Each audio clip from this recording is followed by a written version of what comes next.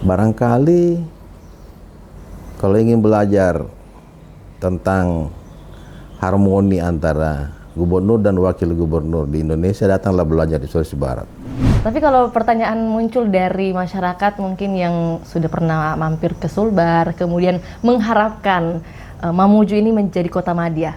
Iya. Nah, pertanyaannya adalah apakah masih ada harapan untuk Mamuju bisa menjadi kota madya? Dan kalau ada, estimasinya dari Pak Gub, itu kira-kira tahun berapa? Itu yang tahu hanya dua. Oke. Tuhan dengan Pak Prabowo.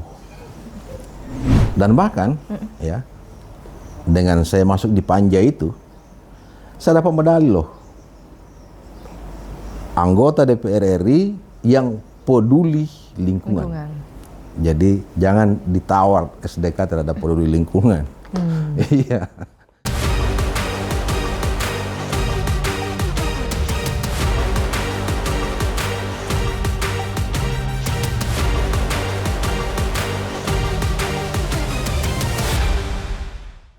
Assalamualaikum warahmatullahi wabarakatuh. Selamat pagi buat Tribuners dimanapun Anda berada. Salam sehat dan juga salam bahagia untuk kita semua. Tentu jumpa lagi bersama saya Fiorena Jiretno. Kali ini spesial Vio bertamu dan juga bertandang bersilaturahmi langsung ke rumah pribadi dari satu pejabat yang tentunya merupakan orang nomor 1 di Provinsi Sulawesi Barat. Dan tentu kita akan membahas bagaimana perjalanan beliau. Tentunya juga di hari ini spesial karena kita akan membahas bagaimana gebrakan 100 hari SDK JSM. Langsung bersama kita ada Bapak Dr. Haji Suhardiduka, maksud saya, selaku Gubernur Sulawesi Barat periode 2025-2030. Nah, izinkan saya menyapa narasumber kita di pagi hari ini. Selamat pagi, Pak. Selamat pagi. Assalamualaikum warahmatullahi wabarakatuh. Waalaikumsalam warahmatullahi wabarakatuh. Kayaknya Pak, saking antusiasnya Vio untuk menyapa Pak Suhardiduka, sampai ada salah sebut Pak, mohon maaf Pak. Saya hampir membuat Pak Gub ini potong kambing lagi Pak. Izin Pak untuk menyapa Tribuners terlebih dahulu, boleh mungkin sepatah dua kata dari Pak Gub untuk Tribuners semua, silakan. Ya, tentunya saya ucapkan salam kepada Tribuners seluruh Indonesia, khususnya di Sulawesi, dan tetaplah jaya membangun negeri dan tetap menjadi media independen dan merdeka. Sukses selalu Tribun dan Tribuners tentunya. Mantap, ini kayaknya harapan untuk medianya Pak ya, dan juga untuk masyarakat pastinya tentunya bisa sejahtera seperti yang diharapkan oleh Pak Gub dan juga Wakil Gubernurnya. Amin, amin, Pak, amin. ini berbicara tentang sepak terjang. Informasi yang kita dapatkan itu bahkan sudah 40 tahun lebih Pak untuk di pemerintahan birokrasi, kemudian juga menjadi bagian legislatif. Wah, sepak terjangnya tidak perlu diragukan lagi Pak. Kalau di dunia politik sepertinya 25 tahun lebih Pak ya? Iya. Oke, di pemerintahan 40 tahun lebih. Mohon izin kalau salah Pak. Udah benar Pak ya? Karena artinya totalnya gitu iya, ya? totalnya udah benar 40 tahun lebih. Nah, untuk yang paling berkesan Pak, momen yang membentuk karakter Pak Gub sampai saat ini, itu momen titik baliknya pada saat apa tuh Pak? Ya, manusia tentu karakternya dibentuk dari rumah tangga. Pendidikan awal itu ada pada orang tua. Betul. Kemudian kita juga ditanamkan agama oleh guru-guru ngaji kita tentunya. Kemudian masuklah di lembaga pendidikan kita. Lembaga pendidikan yang saya jalani, tentu SD, SMP di daerah. Kemudian saya lanjut ke Unhas. Kemudian saya di akhir pendidikan itu di Unair ya, untuk doktor saya. Selain itu tentu pendidikan kursus karena kita ASN. Iya. Begitu juga pada saat menjabat menjadi ketua DPRD kabupaten, saya dipanggil untuk mengikuti pendidikan Lemhanas selama 4 bulan, dan itulah yang bagian dari membentuk karakter kita. Tentu juga dengan perjalanan panjang yang kita sudah lalui selama ini. Saya kira-kira itu kira-kira. Oke, bertemu banyak orang. Bertemu banyak orang. Bertemu konstituen Pak ya pada saat pasti. menjabat sebagai bagian dari legislatif, kemudian juga dengan birokrasi tentunya. Menyapa pasti. masyarakat itu yang menjadi hal penting Pak ya. Pasti itu. Oke, dan mungkin kalau untuk prinsip dalam memimpin Pak, kita ingin mengetahui bagaimana sebenarnya karakter dari Pak Gup ini? Ada dua level pemimpin. Ada pemimpin di technical leader ya, tentu harus memahami secara profesional tentang tugas yang kita tempati. Biasanya itu berada pada jajaran ASN, karena saya juga pernah ASN selama 13 tahun. Tapi pada jajaran kita sudah masuk di dunia politik, memimpin itu sudah tingkat manajerial. Nah, itu tentu pola pengambilan kebijakan yang kita harus betul-betul pelajari, karena yang kita pikirkan adalah publik. Jadi pengambilan kebijakannya harus orientasinya sejauh mana manfaat publiknya tinggi atau public value-nya ya, yang kita harus lihat. Kalau public value-nya tinggi, maka dampaknya bisa saja meningkatkan pertumbuhan, bisa saja meningkatkan kesejahteraan, dan kalau itu kebijakannya bagus. Tapi kalau kebijakannya salah, bisa meningkatkan bahkan pertumbuhan terhadap kemiskinan. Nah, itu bahayanya. Olehnya itu pemimpin harus betul-betul platform pengambilan kebijakannya harus bisa menguasai semua aspek dan mempelajari semua aspek dan memiliki data yang valid. Sehingga itu setiap pengambilan keputusan selalu tepat, tidak bias. Karena kita mendapatkan informasi, data yang salah, maka bisa saja keputusan itu menjadi bias. Saya kira itu ya. Oke. Menyambung dari apa yang disampaikan Pak Gup, berarti kalau berbicara tentang data, tentu ada inovasi yang dilahirkan dalam 100 hari kerja ini Pak. Kita penasaran mungkin inovasi apa nih kalau berbicara tentang basis data? Ya, kalau kita 100 hari ya, walaupun sebenarnya kalau kita mengukur suatu keberhasilan suatu masa kepemimpinan 5 tahun dengan 100 hari kan sulit ya. Akan tetapi 100 hari itu minimal mampu publik tahu akan arah kemana kebijakannya pemimpin yang kita pilih ini. Nah, itu. Jadi 100 hari ini alhamdulillah kami dilantik dan langsung disambut dengan efisiensi. Efisiensinya itu menarik ya, menarik anggaran yang sudah ditransfer untuk bagian daerah ditarik kembali ke pusat. Kemudian diberikan Impres nomor 1 tahun 2025 untuk melakukan efisiensi. Ya alhamdulillah dengan Impres itu kita melakukan segera penyesuaian APBD kita, dan saya dapatkan APBD Provinsi Sulawesi Barat itu yang pertama pada posisi defisit. Kenapa defisit? Walaupun di dalam APBD itu tidak defisit ya, tapi faktanya target pendapatan itu tidak akan dicapai karena memberikan target yang tidak rasional. Itu saya rasionalkan. Yang kedua, kita mengalokasi ulang. Nah, itu kita mengalokasi ulang pada prioritas-prioritas yang kita nilai bahwa ini yang sangat dibutuhkan rakyat, yaitu pembangunan dasar, katakanlah persoalan kesehatan, persoalan pendidikan, persoalan infrastruktur, dan persoalan layanan sosial yang lain, utamanya dalam pengentasan kemiskinan. Nah, itu kami capai dengan baik ya. Kami capai dengan baik. Kemudian yang kedua, kami membuat platform untuk 5 tahun ke depan yang kami sebut dengan RPJMD.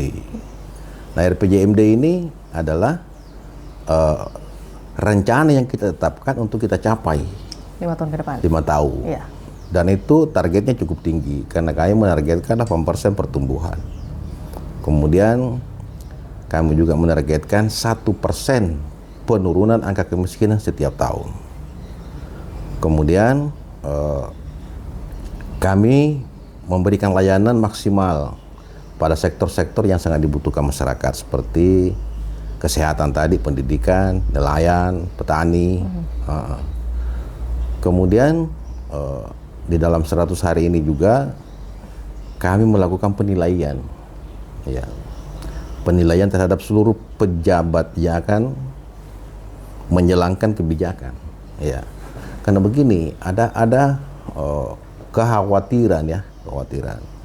Bahkan juga Jakarta, pemerintah pusat khawatir bahwa gubernur itu atau kepala daerah yang dilantik, pada saat sudah dilantik akan melakukan balas dendam, gitu ya. Saya kira itu jauh dari kami bersama dengan Pak JSN. Kami tidak melihat pemilu itu sebagai suatu pertentangan, tapi perbedaan ya, karena itulah demokrasi. Demokrasi itu beda pilihan itu biasa. Tapi bukan berarti bahwa apabila kita beda pilihan, maka setelah saya naik, maka selesai kau. Itu kan, itu enggak seperti itu. Kami menilai secara objektif pejabat-pejabat yang ada, yang memang mampu, ya, kita tempatkan sesuai dengan menurut kacamata, baik itu pansel maupun kacamata gubernur dengan wakil gubernur. Dan itu kami sudah lalui, ya, kami sudah lalui dalam 100 hari ini. Ya, tinggal kita meminta izin di BKN, kemudian meminta izin Mendagri. Kalau disetujui, maka kita melakukan pelantikan pejabat. Itu juga. Yang ketiga, kita mengubah paradigma. Paradigma selama ini yang ditahu masyarakat dan juga bahkan kabupaten melihat bahwa kedudukan provinsi itu tidak jelas. Bahkan menganggap provinsi itu sebagai kabupaten ke-7. Sehingga dengan demikian, konektivitas program antara provinsi dengan kabupaten itu tidak terkait sama sekali. Dan bupati-bupati dulu, ya, bupati-bupati dulu menganggap bahwa kehadiran provinsi tidak memiliki arti di kabupaten. Nah, itu yang berusaha paradigma itu kami ubah, ya, kami ubah. Sehingga dengan demikian konektivitas dan kolaborasi antara pemerintah provinsi dengan kabupaten itu mutlak. Dengan demikian kami diskusi dengan bupatinya, kami diskusi dengan wakil bupatinya, dan bahkan ketua DPRD-nya, apa persoalan di kabupaten, apa yang bisa kau tangani, apa yang kami bisa intervensi. Nah, itu. Sehingga dengan demikian jelas dan terarah. Jelas terarah. Dan saat ini kami kasih mereka punya platform anggaran. Begini aja dulu, kau saya kasih 50 miliar. Kalau saya kasih 50 miliar, apa kau mau bikin? Nah, itu sementara. Dan kabupaten merasa bahwa mulai dirasakan kehadiran provinsi di kabupaten. Mulai kita bermitra dengan baik, ya. Bahkan BPJS yang tertunggak di setiap kabupaten kami yang bayar semua. Nah, itu. Jadi dana 50 miliar ini sudah digelontorkan ke 6 kabupaten ada di Sulbar? Sebahagian. Sebagian. Nah, karena 2025 ini kan efisiensi kan. Tapi 2026 kami sudah diskusi karena musrembangnya sudah selesai, dan sebelum musrembang kita lakukan pramusrembang dan memanggil para bupati, kita diskusi. Dan itu sudah terjalin dengan baik. Yang juga dalam 100 hari ini kami coba kolaborasi dan memberikan saling pemahaman dengan Forkopimda. Karena daerah ini kan kita harus kerjasamai. Tidak boleh pemerintah provinsi sendiri-sendiri. Penegakan hukum ada di kejaksaan, ada di kepolisian, Kantipmas ada di kepolisian, pertahanan keamanan ada di Korem, Dengan demikian kita kolaborasi melihat persoalan-persoalan yang ada di pemerintah provinsi ini.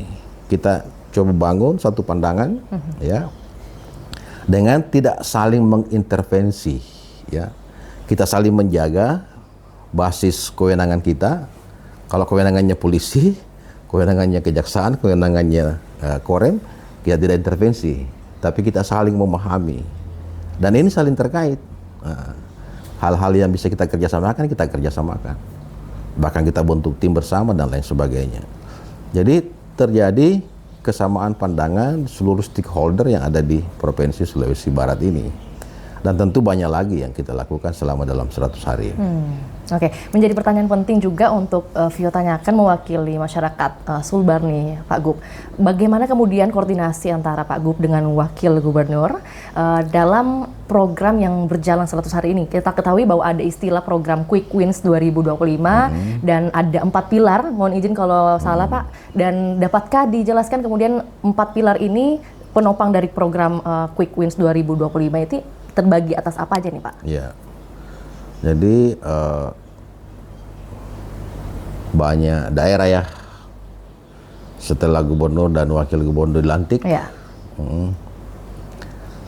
Dalam beberapa minggu kadang-kala sudah mulai terjadi friksi, friksi, jadi friksi, benturan. Nah, itu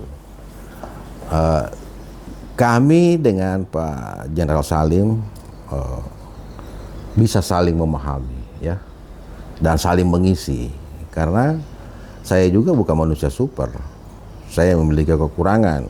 Begitu juga dengan Pak Wagub tentunya. Apa yang kurang di saya Pak Wagub tutup, apa yang kurang di Pak Wagub saya yang tutup. Itu sehingga harmoni antara gubernur dan wakil gubernur itu juga menjadi catatan publik. Kalau Gub dengan Wagub saja tidak harmoni, ya bagaimana mengharmonikan, mengorkestrasi semua potensi yang ada di Provinsi Sulawesi Barat ini. Ya. Jadi alhamdulillah, dan bahkan kerja-kerja yang strategis itu saya kasih Pak Wagub. Katakanlah kemarin hasil temuan BPK terhadap tidak jelasnya aset Pemda. Banyak aset Pemda yang tidak jelas. Di mana itu aset Pemda? Aset Pemda itu. Apakah itu kendaraan, mobil, dan lain sebagainya. Itu saya minta kepada Pak Wagub. Pak, kalau Bapak tidak turun tangan langsung ini tidak tahu jelas kemana ini. Nah, akhirnya Pak Wagub tampil alih. Dalam Quick Win juga kita betul-betul ada alokasi anggaran kita 10 miliar untuk menangani kemiskinan ekstrim. Kemudian kita tangani stunting karena lagi stunting naik lagi. Dan banyak program yang kita kolaborasi, baik itu padat karya, bantuan ternak, bantuan ini, bantuan itu banyak kita buat program untuk mengatasi kemiskinan, utamanya kemiskinan ekstrim. Saya melihat kalau ini tidak dikomando dengan benar, ya, ini bisa saja tidak sesuai dengan sasaran. Nah, itu. Nah, saya ini berpikir secara makro dan sering-sering dipanggil ke Jakarta. Saya kembali minta Pak Wagub pimpin ini. Jadi Pak Wagub lagi yang pimpin. Jadi enak ini. Jadi saya melihat barangkali kalau ingin belajar tentang harmoni antara gubernur dan wakil gubernur di Indonesia, datanglah belajar di Sulawesi Barat. Ya. Dan kami sudah sepakat kepala-kepala dinas itu tidak akan bisa memecah kami, karena kalau ada pejabat yang datang menjelekkan Wagub, belum keluar di pintuku, masuk membelakang sudah telepon Wagub, ini ada tarik di sini, dia jelek-jelekkan Bapak. Begitu juga kalau ada orang yang menjelek-jelekkan saya di Wagub, belum keluar di pintunya dia sudah telepon saya bahwa ada orang ini di sini. Nah, olehnya itu, ini kan banyak seperti itu. Jadi itu kira-kira 4 quick win itu, 4 pilar itu, 4 pilar itu Sesungguhnya kan kita punya pancadaya, ya. Tapi kan tidak bisa dalam 100 hari ini kita menyeluruh selesai. Betul. Ya. Dan demikian ada 4 quick win itu dan 16 program. Baik. Saya melihat bahwa Sulbar Sehat itu sudah berjalan 100%. Karena sudah jalan. Orang sudah pakai KTP untuk dilayani di rumah sakit. Tidak perlu lagi pakai BPJS, kecuali masyarakat yang memiliki BPJS Mandiri. Kalau BPJS Mandirinya kemudian tidak dibayar menunggak, kau pergi ke rumah sakit, ya pasti kau tidak dilayani.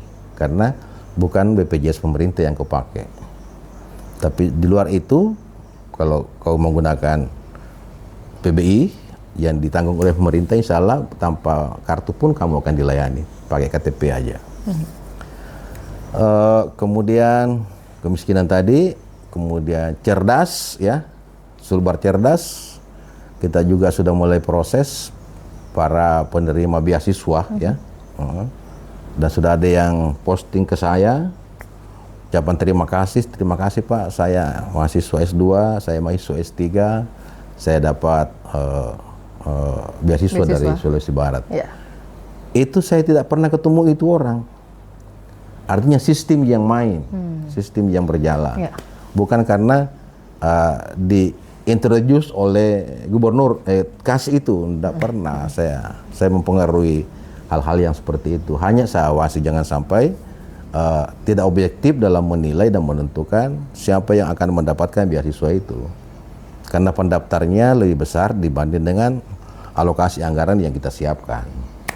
Nah, kalau kita lihat nanti ternyata manfaatnya besar, ya size anggarannya kita perbesar juga. Dan saya kira banyak lagi quick win yang kita capai, ya. Oke. Jadi untuk di bagian kesehatan, mungkin kalau pertanyaan untuk MBG sendiri, apakah sudah merata, Pak? Apa itu? MBG.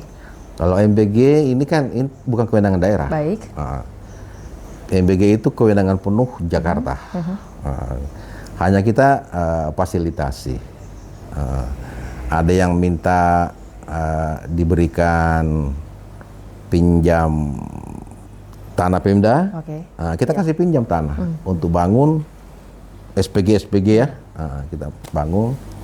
Kalau support yang lain pasti, tapi itu semua dikendalikan oleh Jakarta. Jadi kita hanya fasilitasi dan koordinasi. Oke, ini kan juga kita dapat info bahwa apa yang dicita-citakan atau visi dari Pak Gub bersama Wagub ini adalah bagaimana Sulbar ini mampu bersaing dengan daerah lain. Nah, kalau berbicara tentang bersaing berarti ada kaitannya dengan infrastruktur nih Pak, ya. Nah, di tengah bayang-bayang efisiensi ini bagaimana Pak kemudian mungkin perbaikan jalan atau mungkin bangun gedung dan sebagainya itu bagaimana untuk pengelolaannya? Iya, disitulah ya. Saya juga bicara dengan teman-teman gubernur yang size APBD-nya besar. Yang punya APBD 21 triliun, punya APBD 70 triliun, punya APBD 10 triliun. Saya mendengar diskusi-diskusi kita, kok sama aja ini gitu nih. Dengan APBD yang hanya 2 triliun. Kita defisit, kita ini, kita ini.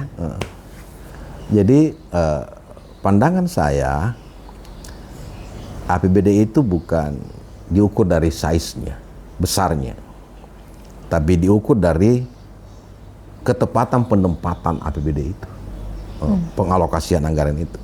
Walaupun kecil, tapi alokasinya tepat, dampaknya akan ada. Tapi walaupun besar, kalau dihambur-hambur saja, perjalanan dinas, studi banding dan lain sebagainya, ya tidak ada dampaknya. Paling kalau studi banding, studi wisata, paling yang mengalami dampak itu daerah yang kita tuju. Jadi menurut saya, walaupun APBD kita kecil, sepanjang betul-betul kita tempatkan pada posisi yang benar, katakanlah infrastruktur, ya. Infrastruktur itu tidak semua juga kita harus bangun karena memang tidak mampu. Olehnya itu kita harus klasifikasi. Iya, iya. Ada juga minta supaya saya dibeton. Ya. Jalan saya dibeton. Beton itu 5 miliar per kilo. Itu bisa lewat mobil 40 ton berpapasan. Berarti kemampuannya bisa menopang 80 ton. Ya. Setelah kita tinjau itu jalan itu, Lokasi, ya. yang lewat itu hanya motor, ya, kemudian hanya mobil pick up, ya. Buat apa kita bangun jalan beton 5 miliar? Kenapa kita tidak bangun jalan yang kemungkinan besar hanya 1,5 miliar per kilo, tapi sudah bisa dilalui oleh mengangkut produk-produk yang ada di desa itu. Nah, ini yang saya lihat kelirunya dalam merancang pembangunan di Sulawesi Barat selama ini. Jadi habis uang hanya bisa menempuh 1 kilo, 2 kilo, ya. Tapi belum sampai pada titik produksi yang dituju. Kalau kita langsung bisa bangun 10 kilo dengan hanya 15 miliar dan langsung fungsional, itu karena jalan itu selain kita bangun harus fungsional. Betul. Nah, ini. Jadi banyak jalan-jalan yang setengah-setengah, tidak fungsional. Itu antara lain. Yang kedua, stabilitas ekonomi kita agar tumbuh, maka kita harus melihat di mana PDRB yang besar. PDRB kita yang besar sekitar 46% ada di sektor pertanian. Nah, ini jangan terganggu. Ini harus betul-betul kita jaga supaya terus berjalan. Kalau emangnya kekurangan bibit, ya kita kasih bibit supaya tetap berjalan. Nah, pupuk dan lain sebagainya, kita bangun infrastrukturnya sehingga dengan demikian sektor pertumbuhan yang paling besar ini tetap terjaga. Di samping itu, kita berusaha merangsang pertumbuhan sektor-sektor yang lain supaya bisa menopang pertumbuhan. Dengan demikian, yang selama ini Sulbar itu tumbuh di bawah rata-rata pertumbuhan nasional. Kalau kita ini kemarin 4,7%, nasional itu 5,2%. Nah, kita berupaya supaya Sulbar bisa tumbuh minimal sejajar dengan pertumbuhan nasional. Sehingga dengan demikian kita tidak menjadi beban nasional, minimal sama. Kalau bisa kita di atas dari pertumbuhan nasional, untuk mengejar kita harus di atas. Nah, itu. Jadi langkah-langkah seperti itu harus cerdas kita melihat APBD. Walaupun kecil jangan pesimis, tapi optimislah terus. Saya juga walaupun kecil APBD saya tidak pernah gaji terhambat. Iya. Ya kan? Bahkan nanti tanggal 1 Juni harus ini Pak, ya, cair ya. Iya, tidak pernah TPP terhambat. Walaupun TPP-nya juga saya belum pelajari betul bagaimana tunjangan kinerja itu. Iya. Betul-betul diukur kinerjanya orang. Nah, itu. Kalau hanya daftar hadir ya tidak sampai di situ dalam menilai kinerja setiap pegawai, bukan hanya dari sisi daftar hadir. Tapi minimal dia hadir ya sudah bagus lah. Oke. Baik, Pak Gub, ini kan tadi bahas soal infrastruktur, kemudian dibahas sedikit mengenai tunjangan kerja. Nah, pertanyaan selanjutnya adalah ada isu dan juga wacana akan diberikan asuransi ketenaga kerjaan bagi 14.000 nelayan. Iya. Menjadi pertanyaan penting, kenapa harus nelayan? Ya, begini, nelayan itu yang sampai saat ini profesi yang banyak berada pada tingkat kemiskinan. Ya, dulu itu nelayan hebat. Nah, sekarang ini nelayan semakin hari semakin turun NTP-nya. Ya, nah olehnya itu kan beban hidup ini, yang pertama adalah kesehatan. Betul. Yang kedua pendidikan. Yang ketiga konsumsi. Nah ini. Nah, kesehatannya kita sudah ambil, ya, karena sudah gratis kan. Kemudian pendidikan anaknya juga kita sudah ambil. Beasiswa? Beasiswa dan lain sebagainya. Kemudian kita perbaiki sumber hidupnya. Kita juga kasih dia banyak mesin-mesin katinting, macam-macam mesin ya. kita alat tangkap dan lain sebagainya.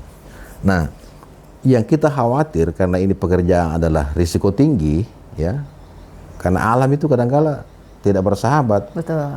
Tiba-tiba dia di tengah laut, kemudian di atas rumpon, kemudian ombak dan lain sebagainya, badai, rumponnya putus, bisa di Filipina dia itu. Kalau mati,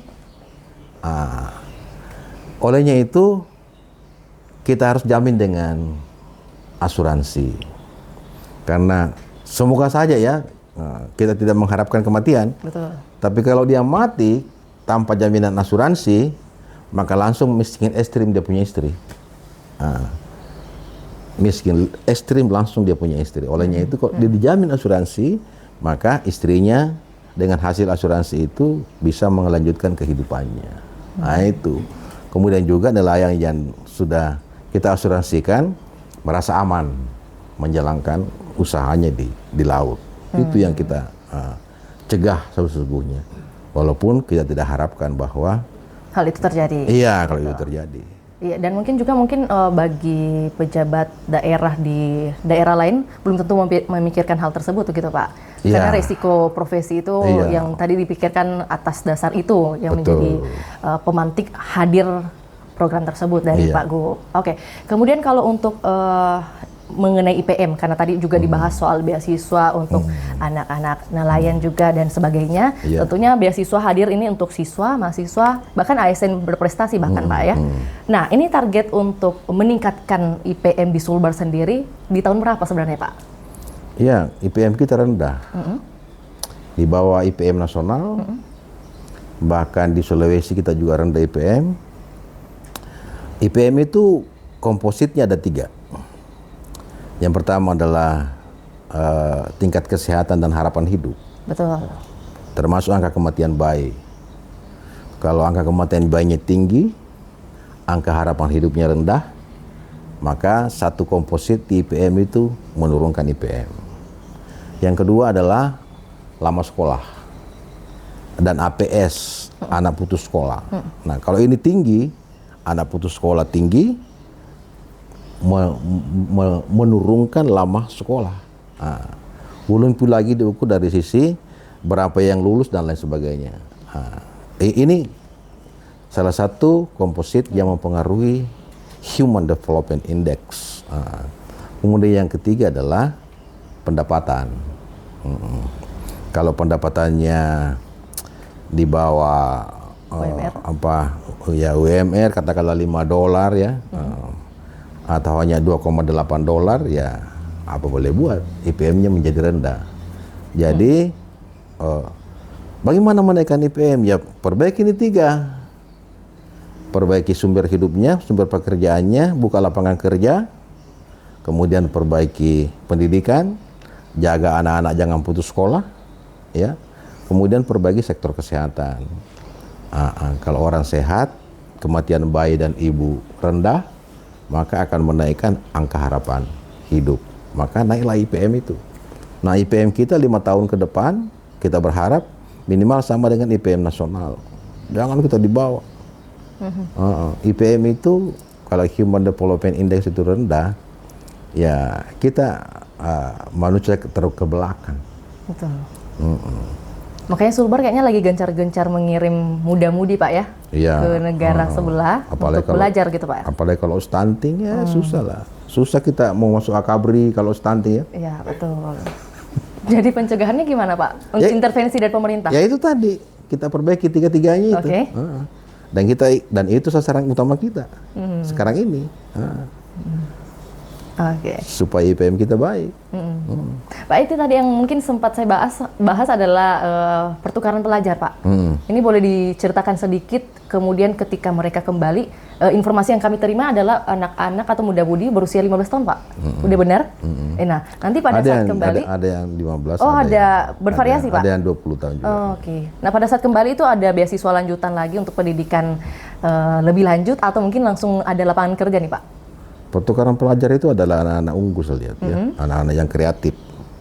Karena kemarin saya wawancara dengan 5 orang itu yang akan diutus ke Jakarta dan rupanya hanya 1 orang Dia akan dipilih Jakarta untuk bergabung dalam 38 provinsi untuk dipertukarkan dengan Australia kalau tidak salah tahun ini. Oke. Saya justru melihat mereka sangat kreatif, punya prospek yang bagus. Dengan demikian suruh bikin proposal. You bikin proposal lah. Oke. Apa yang akan kamu lakukan?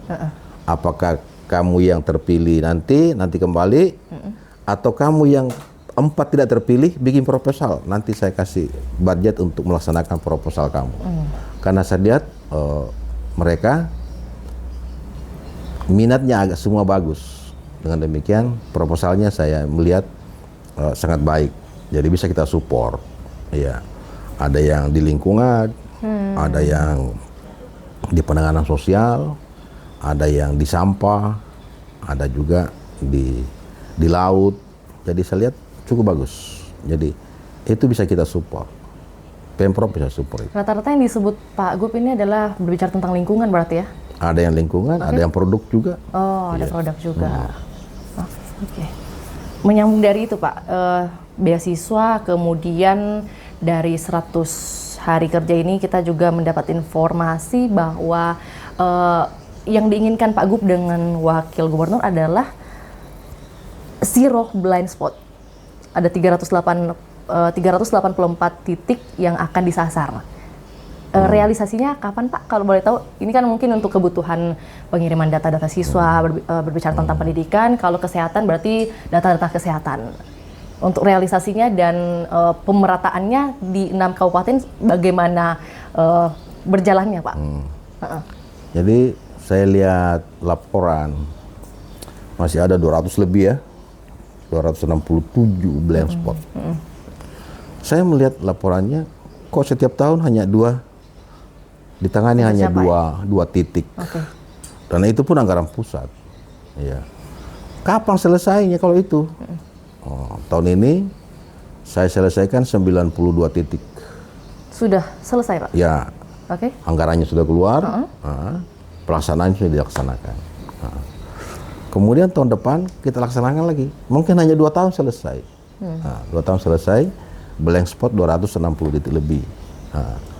Kalau itu kita bisa sharing dengan Jakarta ya, sisanya dari 260 kemudian 92 itu saya selesaikan tahun ini. Kalau ternyata Jakarta tidak bisa kita sharing, APBD penuh, maka saya akan selesaikan dalam 3 tahun. Jadi 2025, 26, 27 itu sudah selesai semua. Semua institusi, lembaga sudah langsung bisa berhubungan, baik Jakarta maupun semuanya.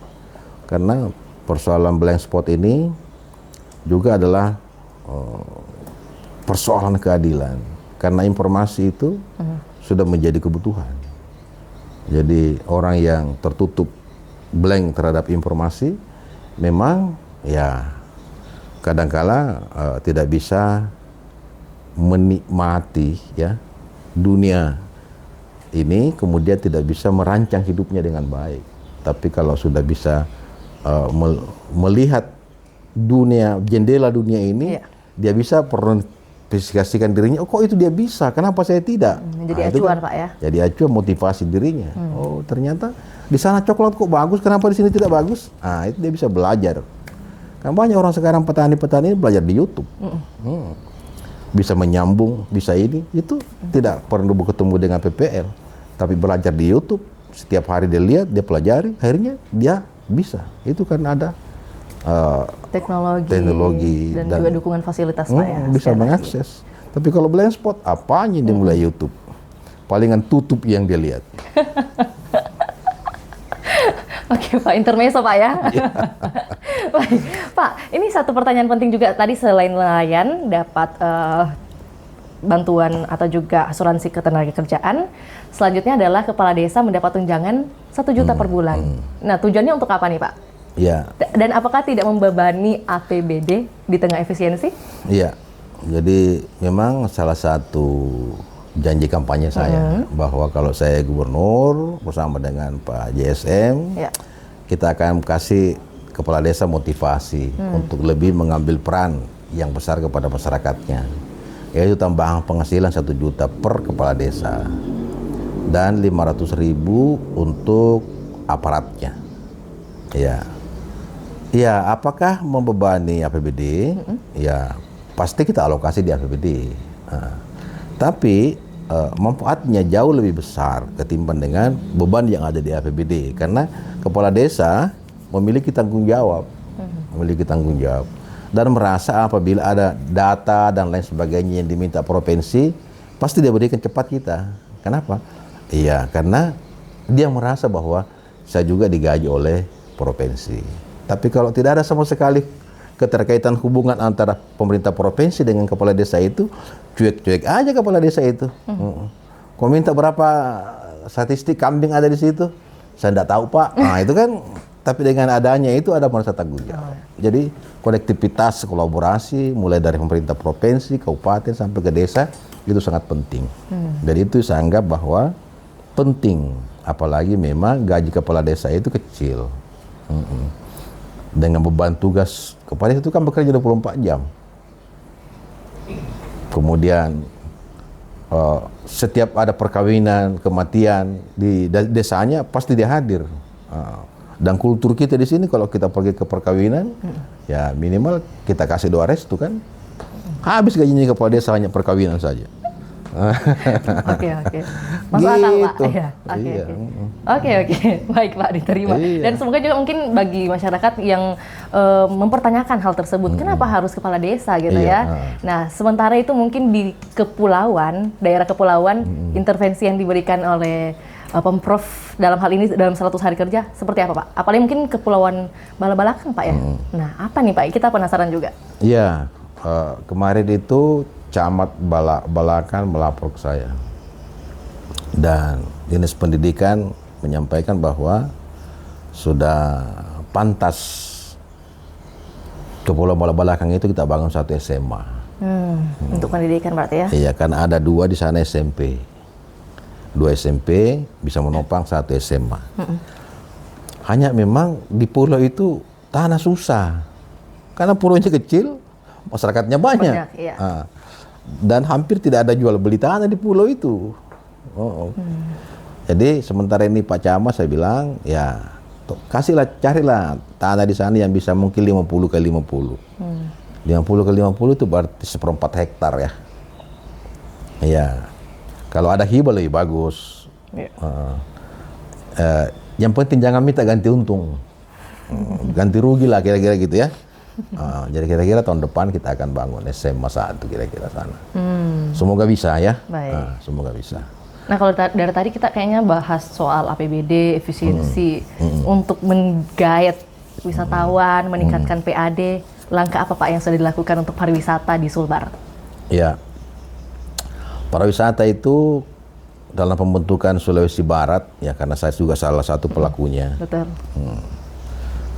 Polman itu daerah perdagangan ekonomi, Majene daerah pendidikan, Mamasa wisata, dan Mamuju adalah pusat pemerintahan. Baik. Olehnya itu pemerintah provinsi harus mendorong untuk menjadikan Mamasa itu menjadi destinasi wisata, karena itu sejarah yang kita bikin ya.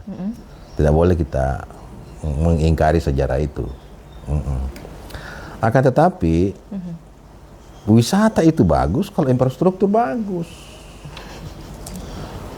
Kalau infrastrukturnya tidak bagus, siapa yang mau berwisata dengan lumpur dan lain sebagainya kan? Iya.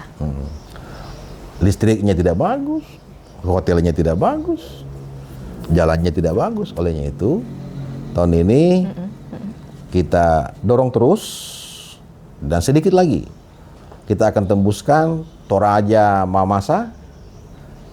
Kalau sudah tembus Toraja Mamasa, Mamuju, Polman, mulus jalan, kemudian di antara kecamatan yang ada di Mamasa juga kita perbaiki, dan kita coba dorong pemerintah Kabupaten Mamasa untuk berkolaborasi menciptakan destinasi wisata yang bagus, barulah bisa kita betul-betul promosikan Mamasa sebagai destinasi wisata. Karena wisata di Sulbar ini dan Sulsel itu Makassar masuk di Maros ya, Maros terus naik di Toraja. Iya. kita harap jangan kembali. Tapi dia Toraja masuk di Mamasa dulu, masuk Mamasa, masuk di Mamuju, terbang ke Jakarta atau terbang ke IKN. Nah ini. Tapi sekarang juga pesawat hancur-hancuran juga kan, mati juga. Siapa yang mau wisata dengan bermobil ya? Iya. Menempuh jalur Menempuh darat. perjalanan jalur darat Iya. 9 jam. Saya siap Pak. Saya siap. Tapi insya Allah saya akan ketemu di Jakarta untuk bisa mengembalikan. Saya upayakan kembalikan penerbangan Mamuju Makassar itu setiap hari. Kita upayakan, walaupun pesawat kecil. Buat apa juga pesawat besar sekali seminggu kan?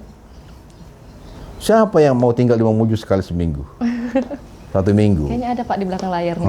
Jadi kita ingin setiap hari adalah itu.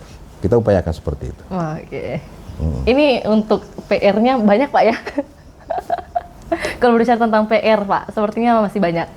Tapi sudah banyak yang berjalan juga. Itulah tantangan. Oke. Ya, tantangan. Jadi kita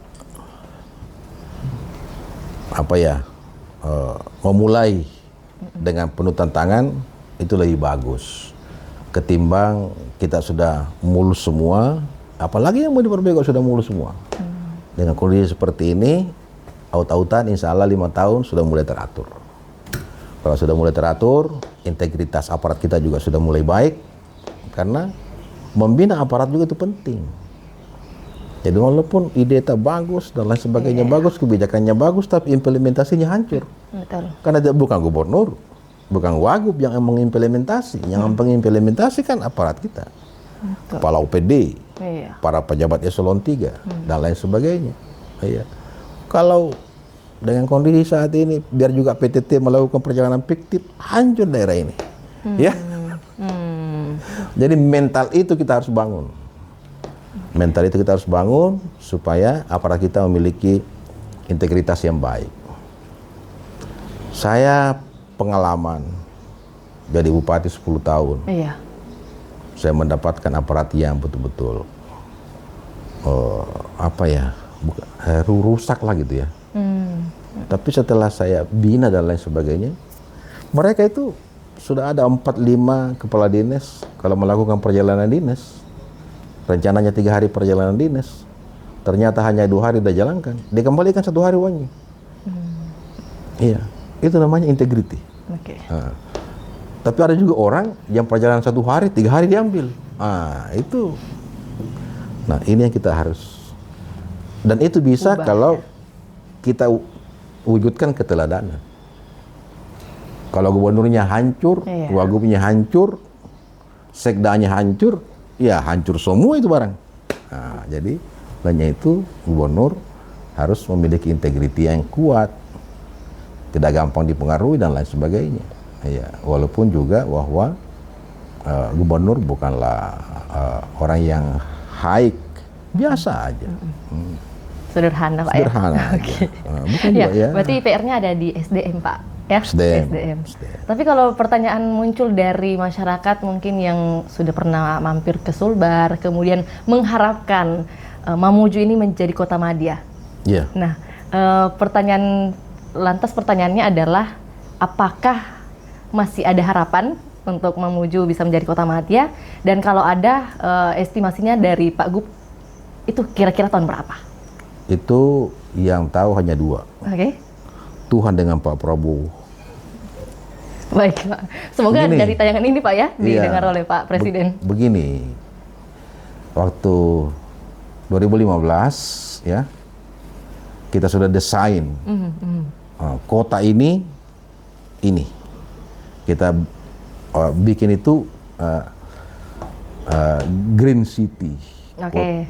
Kota yang hijau dan besar. Ya. Kita sudah buatkan petanya, kajian akademiknya sudah. Kita buatkan keputusan DPRD, keputusan bupati, kita naikkan ke gubernur. Gubernur juga sudah selesai pada saat itu, Pak Anwar. Kita bawa ke Jakarta. Sudah di Jakarta. Sampai di Jakarta, Pak Jokowi moratorium pembentukan otonomi baru, ya selesai sudah. Sampai 10 tahun jabatan Jokowi, moratorium. Iya. Dan sampai saat ini juga belum dibuka dicabut, moratoriumnya. Jadi kalau sudah dibuka, insya Allah ibu kota Mamuju. Itu pasti. Tidak ada yang melarang itu. Pasti semua kita menginginkan Mamuju sebagai Punya kota Madya. berubah Iya. status menjadi kota. Oke. Dan itu sekali lagi Pak ya, semoga menjadi evaluasi bagi Presiden Republik Indonesia Pak. Iya, Semoga bisa ada cuplikan ini sampai ke Pak Iya, Presiden. iya. Iya. Karena kan udah dari tahun, bahkan dua periode dari Pak Jokowi ya. Iya, Dan ada. semoga bisa berlangsung Iya. di kepemimpinan Pak Presiden Prabowo. Sebelum kita ke closing Pak, ini juga menjadi pertanyaan penting adalah tentunya Sulbar menginginkan hadirnya investor-investor, tapi di tengah itu ada juga gejolak-gejolak dari masyarakat yang menolak hadirnya pertambangan, kemudian juga menolak dari segi agraria. Untuk meyakinkan atau juga hal apa yang kemudian Pak Gub atau juga beserta Pak Wagub hadir bersama rakyat, masyarakat untuk meyakinkan bahwa hal tersebut tidak mengganggu dampak lingkungan nih Pak? Begini, baca Undang-Undang Dasar pasal 32 bahwa kekayaan alam Ya. baik yang ada di bumi, air, itu dikuasai oleh pemerintah Betul, dan digunakan sebesar-besarnya Sebaik-baiknya. untuk kemakmuran rakyat. betul. Jadi tidak boleh ada rakyat yang bisa mengklaim sumber daya alam itu. Kemudian terhadap lingkungan, saya merancang Undang-Undang Nomor 32 ya 2024 tentang konservasi dan sumber daya hayati di Indonesia. Undang-undang itu sangat pro lingkungan, sangat pro lingkungan dan sangat pro rakyat. Dan bahkan ya, dengan saya masuk di panja itu, saya dapat medali loh. Anggota DPR RI yang peduli lingkungan. Jadi jangan ditawar SDK terhadap peduli lingkungan. Iya, karena sampai kepada pembuatan undang-undang saya masih komitmen dengan itu, ya itu. Dan untuk satu daerah kalau ingin maju, ya investasi. Betul. Kalau Anda menolak investasi, ya terkebelakang Anda. Iya. Investasi itu banyak macam. Investasi pemerintah dan investasi swasta. Saya contohkan aja lah, Pasangkayu. Pasangkayu itu juga dulu dari terbelakang, tapi sekarang angka kemiskinannya rendah. Kenapa? Karena investasi pemerintah yang banyak masuk dengan swasta. Apa itu pemerintah? Buka transmigrasi. Ya kan? Iya. Penduduk Pasangkayu itu kan 70% transmigrasi. Dan itu investasi pemerintah. Dipadu dengan investasi swasta, dengan masuknya perkebunan swasta, maka berkembanglah, ya kan? Kemudian terhadap tambang boleh, ya. Saya juga bukan berarti bahwa saya ramah dengan tambang, tidak. Saya juga tidak ramah dengan tambang. Bahkan kalau kita ingin membangun penuh daerah ini hanya dengan tambang, saya tidak setuju. Saya lebih setuju memperkuat kekuatan sumber daya manusia, kemudian kekuatan petani, nelayan dan lain sebagainya dibanding dengan tambang. Iya. Karena tambang pasti diperhadapkan dengan lingkungan, ya. Betul. Hanya saja sejauh mana tambang itu mampu memitigasi kerusakan lingkungan bisa jalan. Tapi kalau tambang itu aut-autan, ya pasti.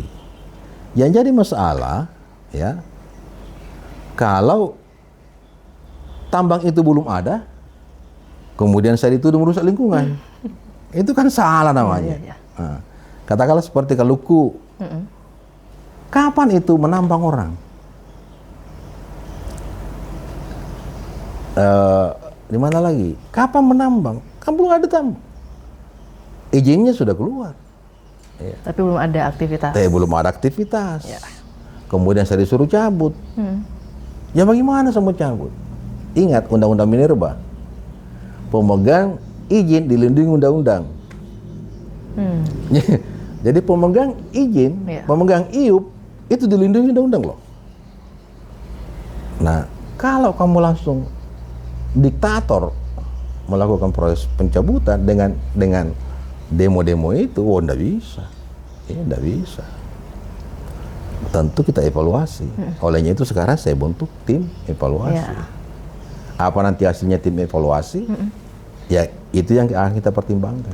Berarti kan menjadi penting untuk memberi edukasi Pak ya, dan sosialisasi kepada masyarakat di sekitaran dong. Harusnya. Langkah itu akan diambil? Ya sudah turun timnya, ya sudah turun timnya dan lain sebagainya. Ya. Apa nanti hasilnya ya kita akan dengarkan. Karena itu tim terpadu. Ada pemerintah, ada ahli, polisi, ada jaksa, ada macam-macam. Bahkan ada mahasiswa, ya, ada HMI, ada PMI di situ juga ikut dalam menilai kajian itu. Ada target yang diberikan Pak kepada tim evaluasi tersebut? Iya, ada di tahun target. Ini atau di tahun depan? Ya tahun ini pastilah. Nah, mungkin 1 bulan ke depan sudah ada hasil kajiannya yang diserahkan kepada gubernur. Yang jelas gubernur juga tidak boleh melanggar hukum. Jangan Anda menuntut supaya gubernur melanggar hukum. Kalau melanggar hukum gubernur bahaya dong. Oke, jadi kita tunggu saja Pak informasinya 1 atau 2 bulan ke depan bagaimana hasil dari kinerja tim evaluasi yang sudah dibentuk oleh Pak Gub dan Pak Wagub gitu. Untuk closing statement Pak, kita mau dengar dari Pak Gubernur langsung untuk masyarakat di seluruh Sulawesi Barat gitu Pak ya, dalam mendukung kepemimpinan Pak Gub dan juga Pak Wagub ke depannya. Jadi bukan hanya berpatokan di 100 hari kerja saja Pak, tapi untuk 5 tahun ke depan. Seperti apa yang disampaikan? Iya, Gubernur dan Wakil Gubernur tidak bisa menyelesaikan semua masalah. Iya, jangan terlalu tinggi ekspektasi publik bahwa Pak SDK dengan JSM akan bisa selesai semua masalah. Tidak mampu kita. Kami juga ini 10 jari, punya keterbatasan. Dan peranan pemerintah di dalam membangun suatu bangsa itu tidak seluruhnya, hanya kecil. Katakanlah kalau kita melihat peranan APBD atau peranan APBN, itu hanya sekitar 11%. Iya. 89% itu adalah peran swasta, peran masyarakat. Dengan demikian, masyarakat yang baik adalah mengurangi ketergantungannya kepada pemerintah. Kalau dia bisa mandiri, itu jauh lebih bagus dan lebih cepat proses pembangunan ketimbang dengan selalu menggantungkan hidupnya kepada pemerintah. Tapi pemerintah pasti memperhatikan masyarakatnya, karena program kami adalah bagaimana masyarakat yang kecil itu kita approve, kita kasih stimulan supaya dia bisa juga berada di permainan lokasi atau persaingan yang baik. Jadi dengan demikian, saya berharap harapan kepada masyarakat, mari kita berkolaborasi, ya. Kalau sedikit ada yang salah, jangan langsung marah. Katakanlah, sekarang kebijakan saya, yang punya KTP bisa langsung berobat. Terus sampai di puskesmas, ya, sampai di puskesmas, store KTP, kemudian buka komputer, ya, lama di situ baru ditemukan namanya. Ya jangan langsung marah. Iya. Jangan naik pitam Pak ya. Jangan langsung marah. Ada apa? Mungkin ada kesalahan dan lain sebagainya. Karena komputer juga kan bukan Tuhan, bisa langsung, bisa sistem juga salah. Sama dengan kejadian yang di Malunda, ya, masuk di puskesmas dinyatakan tidak bisa dilayani oleh BPJS. Saya ditelepon, kemudian saya telepon aparat, kemudian aparat telepon BPJS, ternyata hanya kesalahan sedikit. Akhirnya dilayani. Jangan langsung marah, karena pasti petugas juga manusia. Petugas juga manusia, punya batasan dan lain sebagainya. Kalau langsung kau datang caci maki, tunjuk-tunjuk dia kan kasihan juga dia kan. Jadi saya harap masyarakat bijak juga lah. Saya kira itu. Oke, jadi quote di siang hari ini untuk Tribuners semua, jangan langsung marah ya. Jangan langsung jadi marah. maksudnya harus melihat juga situasi dan kondisi. Ya. Yang paling penting adalah bagaimana kita diri sendiri harus bijak melihat apa yang terjadi begitu. Jangan gitu. langsung sedikit-sedikit lapor ke Pak Gub begitu. Oke, terima kasih banyak Pak Gub atas waktunya. Dan tentu harapan kita semua semoga informasi yang kita bagikan ini yang kurang lebih hampir sejam Pak, ini bisa bernilai manfaat, bisa diserap oleh masyarakat Sulbar khususnya, dan sekali lagi menjadi bijak dalam melihat semua kebijakan yang dihadirkan oleh pemerintah Provinsi Sulawesi Barat. Terima kasih Pak Gub atas waktunya, sekali lagi sehat, sukses selalu Pak. Baik, terima kasih. Alhamdulillah. Assalamualaikum warahmatullahi wabarakatuh. Ya, terima kasih juga buat Tribuners hingga saat ini setia menyaksikan program kita. Sekali lagi semoga yang kita bagikan ini bisa menjadi insight baru bagi kita semua, dan tentunya bisa berkaca juga dari cerminan atau juga apa yang sudah disampaikan, sudut pandang yang sudah disampaikan oleh Pak Gub di sesi kita pagi hingga siang hari ini. Saya Fiorina Jiretno mewakili Pak Gub dan juga tim pamit undur diri. Selamat siang dan sampai jumpa. Assalamualaikum warahmatullahi wabarakatuh.